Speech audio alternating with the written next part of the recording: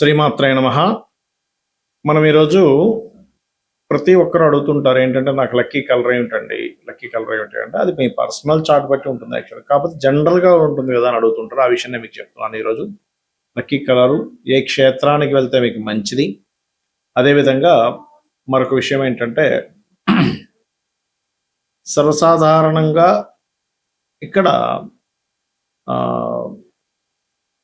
Colours విషయంలో మీరు dress పరంగా కానీ కారు పరంగా కానీ తీసుకునేది వేరే ఉంటుంది, ఇంట్లో ఉండే కలర్స్ వేరేగా ఉంటుంది.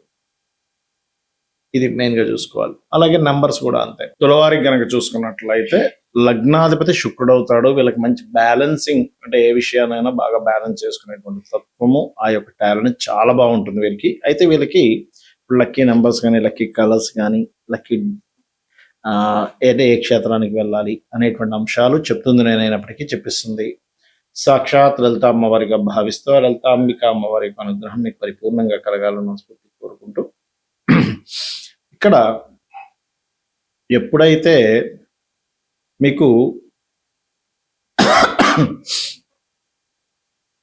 ఈ లగ్నాధిపతి శుక్రుడయ్యాడో, పంచమాధిపతి శని, భాగ్యాధిపతి బుధుడైనందుకు నంబర్స్ విషయం చూసుకుంటే 6, 5 and 4 and 8 numbers lucky numbers అవుతాయి.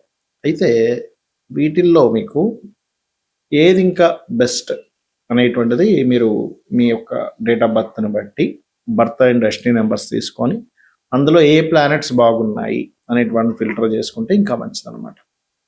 అదేవిధంగా కలర్స్ కనుక చూసుకుంటే వైట్ కలరు, గ్రీన్లో ఎనీ షేడ్ గ్రీన్, బ్లూలో any shade light blue, green అలాంటిది ఏదైనా సరే, హ్యాష్ కలర్స్, సిల్వర్ కలర్స్ పనిచేస్తాయి. అయితే ఇక్కడ ఏంటంటే ఎప్పుడు కూడా ఈ కలర్స్ విషయం కానివ్వండి, నెంబర్స్ విషయం కానివ్వండి, ప్లానెట్ యొక్క స్ట్రెంగ్త్ని బట్టి డిసైడ్ అవ్వాలి. ఒక నెంబర్ డిసైడ్ అవుతున్నాము లేదా ఒక కలర్ డిసైడ్ అవుతున్నాము. నేను చాలా ఎక్స్పీరియన్స్తో చెప్తున్నాను, అంటే ఎంతో రీసెర్చ్ చేసి. కొంతమందికి పలానా కలర్ కార్ తీసుకుంటే మాటిమాటికి యాక్సిడెంట్స్ అవుతుంది. పలానా బ్రాండ్ అనేటువంటిది మళ్ళీ లగ్నం బట్టి ఉండదు, మీ పేరులో ఉండే మొదటి అక్షరాన్ని బట్టి ఉంటుంది. ఆ రకంగా సెలెక్ట్ చేసుకోవాలి. అదేవిధంగా మీరు ఎక్కువగా విష్ణు ఆలయాలకు వెళ్తే మంచిది. కాళికా అమ్మవారి యొక్క స్తోత్రం, కాళికా అమ్మవారు, లేకపోతే ఇప్పుడు ప్రజెంట్ మీకు రాహు, పంచమంలో రాహు ఉన్నాడు, ఇప్పుడు దుర్గా అష్టోత్తరం చదువుకోవడం, ఇవి బ్రహ్మాండంగా కలిసి రావడం జరుగుతుంది, గుర్తుపెట్టుకోండి. ఇక ఈ కలర్స్ విషయంలో మనం ఇప్పుడు లక్కీ కలర్స్ చెప్పాక దీన్నే మళ్ళీ ఇంటికి వాడకూడదు ఎప్పుడు కూడా. ఇంటి వాస్తు విషయంలో వేరు. అంటే ఇంటి వాస్తు విషయంలో ఉత్తరం వైపు స్పేస్ ఎలిమెంట్ అయిన వైట్ కలర్ ఉంటే మంచిది. తూర్పు, ఆగ్నేయము, దక్షిణము, దక్షిణాగ్నేయం వైపు గ్రీన్ ఉంటే చాలా మంచిది. నైరుతిలో ఎర్త్ ఎలిమెంట్ అయినటువంటి క్రీమ్ కలర్ ఉంటే చాలా మంచిది. మరియు అదేవిధంగా పడమర వాయువ్యం వైపు వైట్ కలర్ ఉంటే చాలా మంచిది. ఇది పర్టికులర్గా పాటించండి. ఖచ్చితంగా మీ లైఫ్లో మీరు గ్రోత్ అనేటువంటిది చూస్తారు.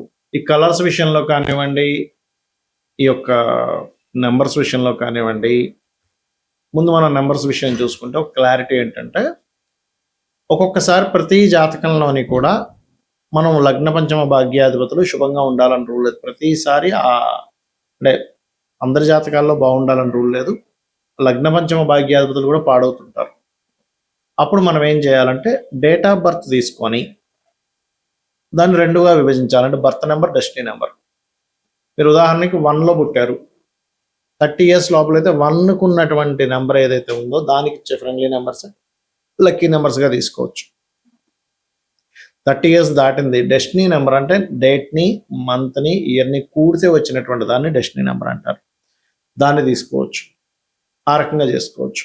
అయితే ఇక్కడ పర్టికులర్గా ఏంటంటే ఈ రెండింటినీ కలిపి ఫిల్టర్ చేసుకోవాలి.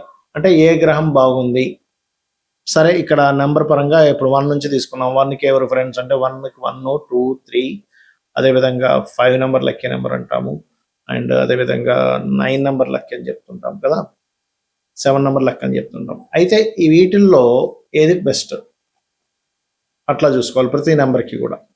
అంటే ఏ గ్రహం బాగుంది ఆస్ట్రోన్యూమరాలజికల్ పరంగా, ఈ 1 నెంబర్లో పుడితే ఏ నెంబర్ బాగుంది, 2 నెంబర్ పుడితే ఏది బాగుంది, అందులో ఆ గ్రహం ఏది బాగుందో ఫిల్టర్ చేసుకోవాలి. అది మీరు అకౌంట్ నెంబర్లకు కానీ ఫోన్ నెంబర్స్కి కానీ వాడవచ్చు. అయితే ఈ ఫోన్ నెంబర్ విషయంలో కూడా రైజింగ్ నెంబర్ ఉండడం చాలా మంచిది, గుర్తుపెట్టుకోండి. కార్ నెంబర్ కానీ ఫోన్ నెంబర్స్ కానీ.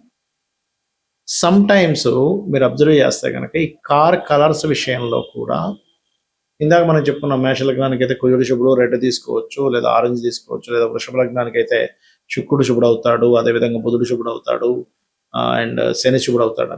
అయితే ఇక్కడ ఏంటి, ఇప్పుడు వృషభ లగ్నానికే తీసుకుందాం. శని శుభుడు బికాజ్ ఆఫ్ భాగ్య అండ్ దశమాధిపతి. ఒక రకంగా కొంత బాధకుడు కూడా అవుతాడు, కానీ శుభుడు కూడా అవుతాడు. మరి ఇలా అయినప్పుడు బ్లూ కలర్ వాడొచ్చా అంటే, శని కనుక మీకు బాగుంటే వాడొచ్చండి. శని పాడైపోయాడు మీ పర్సనల్ చార్ట్లో, అంటే పాపకత్తెరలో పడ్డాడు, పాపగ్రహాల మధ్యన పడ్డాడు, అప్పుడు మీరు యూజ్ చేయకూడదు ఆ కలర్ని. కలర్స్ ఒక లెక్క అయితే, బ్రాండ్ కూడా చాలా ముఖ్యం. ఇక్కడ ఏదైనా కారు కానీ వాహనం కానీ తీసుకునేప్పుడు మీ పేరులో ఉండే మొదలక్షరాన్ని తీసుకొని ఆ బ్రాండ్లో ఉండే మొదలక్షరాన్ని క్యాలిక్యులేట్ చేస్తే అది మీకు పక్కగా కలిసి వస్తుంది కూడా, గుర్తుపెట్టుకోండి.